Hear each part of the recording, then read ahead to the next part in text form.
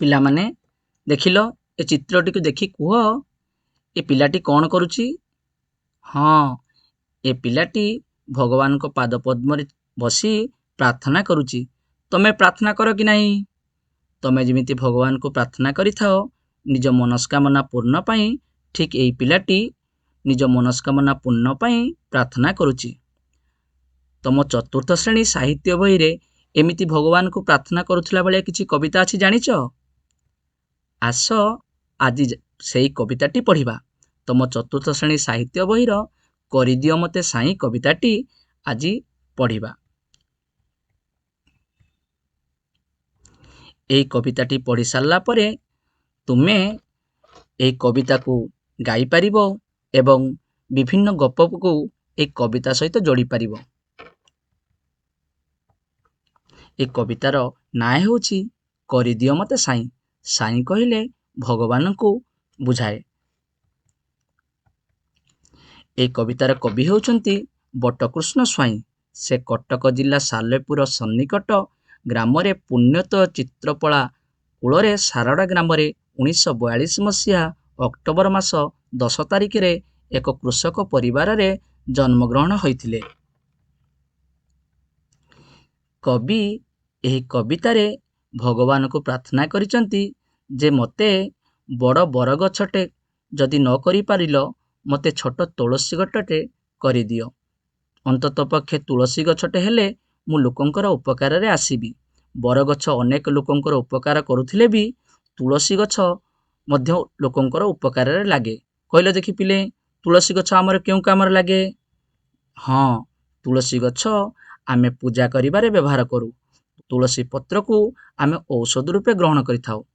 ତେଣୁ କବି ବର୍ଣ୍ଣନା କରିଛନ୍ତି ଯେ ମୋତେ ବଡ଼ ବରଗଛ ନ କରିଲ ପଛେ ନାହିଁ, ହେଲେ ମୋତେ ଛୋଟ ତୁଳସୀ ଗଛଟେ କରିଦିଅ। ଠିକ୍ ସେହିପରି ପୁଣି କବି କହିଛନ୍ତି ଏ ଛୋଟ ତୁଳସୀ ଗଛଟେ ଦୁଆର ଆଗରେ ରହି ସବୁଦିନ ପୂଜା ପାଇବି। ତୁଳସୀ ଚଉରାରେ ମୁଁ ସବୁଦିନ ପୂଜା ପାଉଥିବି। ତାପରେ କବି କହିଛନ୍ତି ପୁଣି, ହେ ଭଗବାନ, ମୋତେ ବଡ଼ ହାତୀଟିଏ ନ କରିଲ ପଛେ ନାହିଁ, ମୋତେ ଛୋଟ ମହୁମାଛିଟିଏ କରିଦିଅ। ହାତୀ ବହୁତ ବଡ଼ ଜୀବ ହେଇଥିଲେ ବି ମଣିଷର ଯେତେ ଉପକାର କରୁଛି ତାଠୁ ଭଲ ମହୁମାଛିଟିଏ ହେବି। ମହୁ ଆମର କେତେ ଉପକାର ଲାଗେ ଜାଣିଛ ପିଲେ? ତେଣୁ ଏହି ମହୁମାଛି ପାଇଁ ଆମେ ମହୁ ପାଉଛୁ। ତେଣୁ ଭଗବାନ ମୋତେ ମହୁମାଛିଟିଏ କରିଦିଅ। ଠିକ୍ ସେହିପରି ପୁଣି ଭଗବାନଙ୍କୁ ସେ ପ୍ରାର୍ଥନା କରିଛନ୍ତି ଯେ ମୋତେ ପଳାଶ ଫୁଲଟେ ଯଦି ନ କରିପାରୁଛ ନାହିଁ, ପଳାଶ ଫୁଲଟେ ଅତ୍ୟନ୍ତ ସୁନ୍ଦର, ତାକୁ ଦେଖିବାକୁ ଭଲ ଲାଗେ, ସେତେ ସୁନ୍ଦର ଫୁଲଟେ ନ କରିଲ ପଛେ ନାହିଁ, ଛୋଟ ଗଙ୍ଗଶିଉଳିଟିଏ କରିଦିଅ। ଗଙ୍ଗଶିଉଳି ଫୁଲ କେତେ ସୁନ୍ଦର ଦେଖାଯାଏ, ଦେଖ କେତେ ସୁନ୍ଦର ବାସ୍ନା ତାର। ତେଣୁ ଗଙ୍ଗଶିଉଳି ଫୁଲଟିଏ ହେଲେ ମୁଁ ଲୋକଙ୍କର ଆଦର ପାଇବି। ପୁଣି କବି କହିଛନ୍ତି ମୋତେ ବିଶାଳ ସାଗରଟିଏ ନ କରିଲ ପଛେ ନାହିଁ, ଛୋଟ ଝରଣାଟିଏ କରିଦିଅ।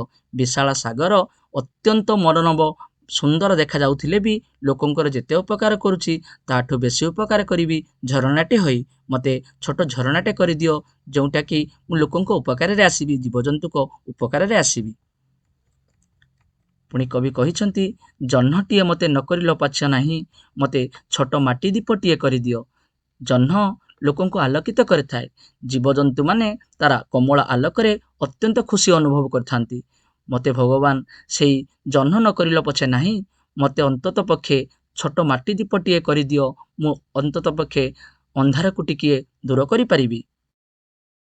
ଏଇଭଳି ଭାବରେ କବି ବର୍ଣ୍ଣନା କରିଛନ୍ତି ଯେ ମୁଁ ବଡ଼ ଜିନିଷଟେ ନ ହେଇପାରିଲେ ମଧ୍ୟ ଛୋଟ ହେଇ ମଧ୍ୟ କିଛି ଉପକାର ଲୋକଙ୍କର ଆସିପାରିବି ବା ଜୀବଜନ୍ତୁଙ୍କର ଛୋଟ ହୋଇ ମଧ୍ୟ ଉପକାର କରିପାରିବି।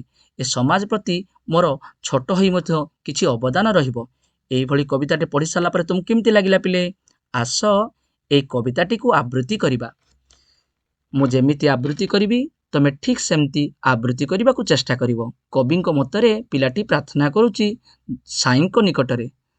ସାଇଁ ବୋଇଲେ ଭଗବାନ ବା ଜଗତର କର୍ତ୍ତା, ଯିଏ ଜଗତକୁ ସୃଷ୍ଟି କରିଛନ୍ତି। ତେଣୁ ସେ ପ୍ରାର୍ଥନା କରୁଥିଲା ବେଳେ କେମିତି ପ୍ରାର୍ଥନା କରିଛନ୍ତି ଆସ କବିତାଟି ଆବୃତ୍ତି କରି ଜାଣିବା। ଏଡ଼େ ଝଙ୍କାଳିଆ ବରଗଛଟିଏ ନ କରିଲେ ପଛେ ନାହିଁ, ଛୋଟ ହେଲେ ହେଉ ତୁଳସୀ ଗଛଟେ କରିଦିଅ ମତେ ସାଇଁ।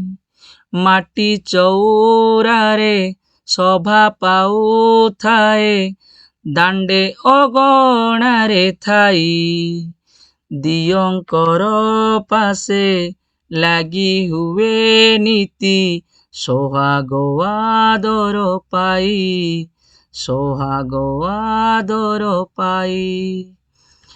ଏଡ଼େ ବଡ଼ ଜୀବ ହାତୀଟିଏ ମତେ, ନ କରିଲେ ପଛେ ନାହିଁ।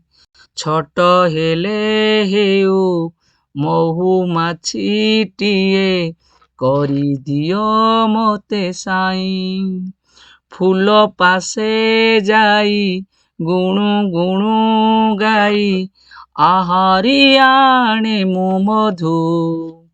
ପରହିତ ଲାଗି ଭିତରି ତାହାକୁ, ଜଗତକୁ କରେ ବନ୍ଧୁ, ଜଗତକୁ କରେ ବନ୍ଧୁ। ଜାଣିଲ ପିଲାମାନେ, ଏଇଭଳି ଭାବରେ ତୁମେ ଉକ୍ତ କବିତାଟିକୁ ଆବୃତ୍ତି କରିବାକୁ ଚେଷ୍ଟା କରିବ। ତ ଜାଣିଲ ପିଲେ, ଏ କବିତାରୁ ତୁମେ କ'ଣ ଶିଖିଲ?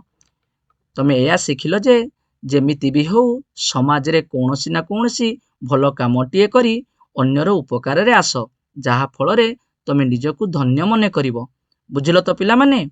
ଭଗବାନଙ୍କ ନିକଟରେ ସଦାସର୍ବଦା ପ୍ରାର୍ଥନା କରିବ ଯେ ଏମିତି କିଛି ବି କାମ କରିବ ଯେପରିକି ଅନ୍ୟରେ ତୁମେ ଉପକାରରେ ଆସିବ। ସମସ୍ତଙ୍କୁ ଧନ୍ୟବାଦ।